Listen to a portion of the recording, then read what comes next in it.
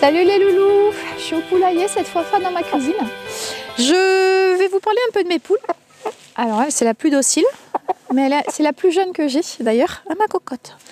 Alors j'ai eu un petit souci l'année dernière au niveau maladie. L'hiver, vous avez énormément d'humidité dans vos poulaillers. Enfin en l'occurrence cette année c'est encore pire. Et donc du coup elle tombe malade. L'année dernière j'en ai perdu 3. Et Bébert a été affecté aussi, donc c'est un gros rhume. Et ça les paralysie en bas, en fait, au niveau des pattes. Ensuite, ça paralysie les ailes et ça paralysie après le reste du corps et elle s'étouffe. Non, tu restes avec moi, tu me dis, dis donc, tu restes avec moi. Comme ça, ils te voient tous, c'est tout belle, toi.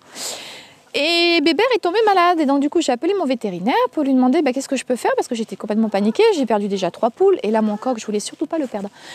Donc, il me répond très gentiment. Mais chère madame, vous attendez qu'il décède et puis vous me l'emmenez et puis on lui fait une petite autopsie. Moi j'ai dit ouais c'est ça. J'ai dit non, pas question, je laisse mourir mon coq. Donc je sais que nous on se soigne beaucoup aux huiles essentielles pour les petits maux de tous les jours. Donc du coup j'ai dit pourquoi pas pour mes poules. Et en faisant des recherches j'ai vu qu'il y a beaucoup de gens qui soignent avec les huiles essentielles. Donc j'ai fait des recherches, avec aussi ce que nous on fait pour nous, voilà, pour l'adapter aux poules. Donc, non, tu restes avec moi.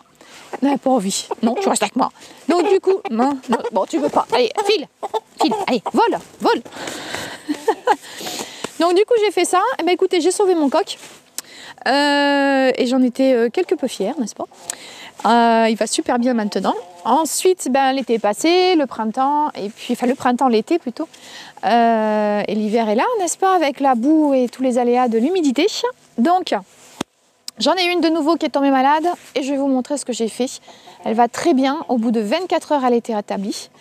Et cette petite recette, je me la garde bien et je me suis dit je vais vous la donner.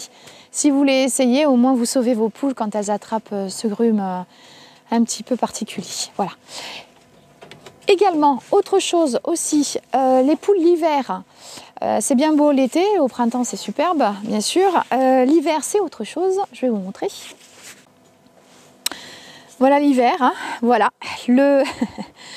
Alors après, il y a eu un peu la tempête aussi, donc ça je vais aller le redresser. Sinon, voilà, hein, l'état de mon enclos, de mes poules, évidemment c'est de la boue et encore de la boue.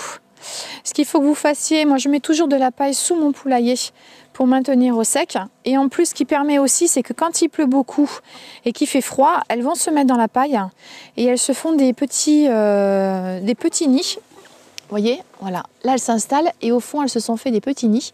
Ça permet de les maintenir bien au chaud. Il y a ça à faire. Enfin, moi c'est ce que je fais.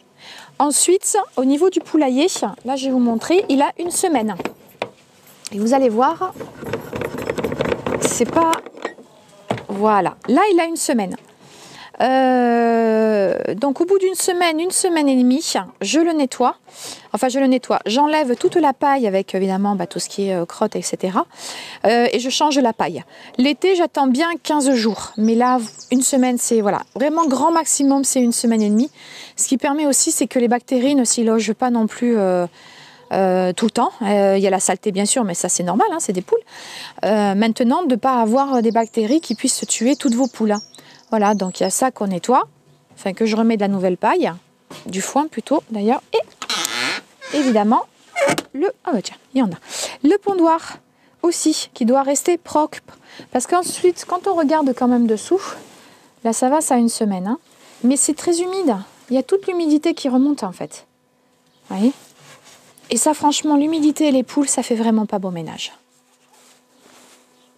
Voilà les loulous, je suis de nouveau au chaud, bien sûr, à la maison. Donc je vais vous montrer, déjà dans un premier temps, la préparation au cas où vos poules ont des rhumes.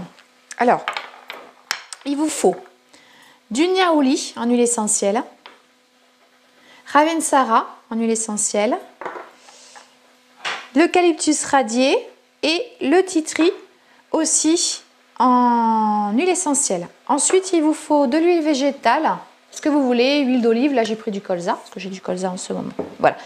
Donc, on vous prenez une petite tasse.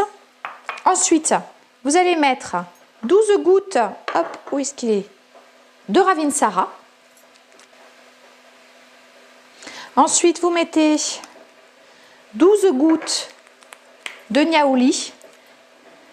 Soyez très précis au niveau du nombre de gouttes, hein, c'est très important. Les huiles essentielles, il faut les utiliser très correctement, sinon ça peut faire tout à fait l'effet inverse. Hein. Le titri, pareil, là on met 10 gouttes.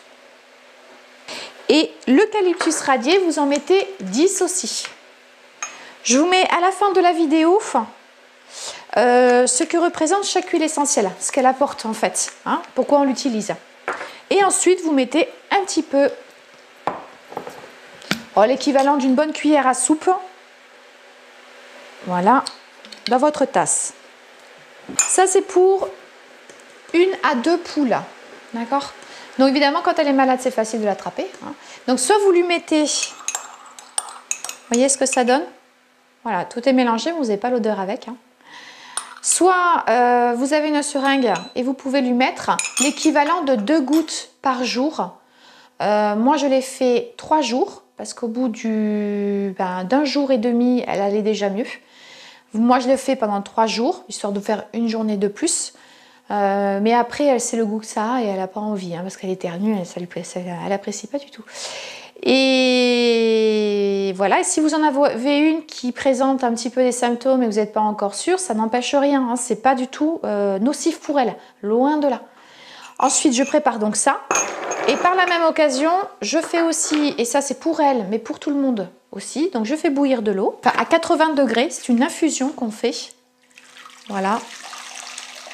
Je mets un bon litre d'eau, 1,5 litre même, j'ai mis 1,5 litre d'eau.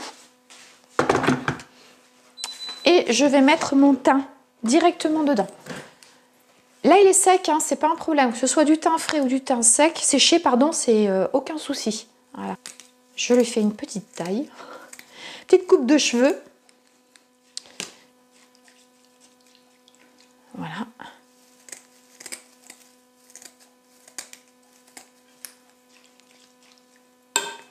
Voilà. Une bonne poignée. Je vous montre. Je vous ferai un visuel dessus. Une bonne poignée, hein, n'hésitez pas. C'est pareil, c'est naturel. Ça leur fera pas de mal. Hop, alors. Vous laissez bien évidemment refroidir. Et moi, je rajoute du pain pour qu'elle le prenne beaucoup plus facilement. Et ça, c'est pour tout le monde pendant 2 jours. Comme ça, au moins, s'il y en a une qui est contaminée, eh ben, elle est soignée quasi tout de suite. Là, j'ai fini ma recette, les loulous. Mes recettes, bon. Loulette, c'est pas une recette. Hein. Donc, j'ai fini de préparer ce qu'il faut pour sauver nos poules. Donc je vous dis à très bientôt. N'hésitez pas à me laisser des commentaires pour me dire si déjà vous utilisez les huiles essentielles pour vos animaux. Et puis même de me laisser même des petites recettes pour moi, pour mes cocottes.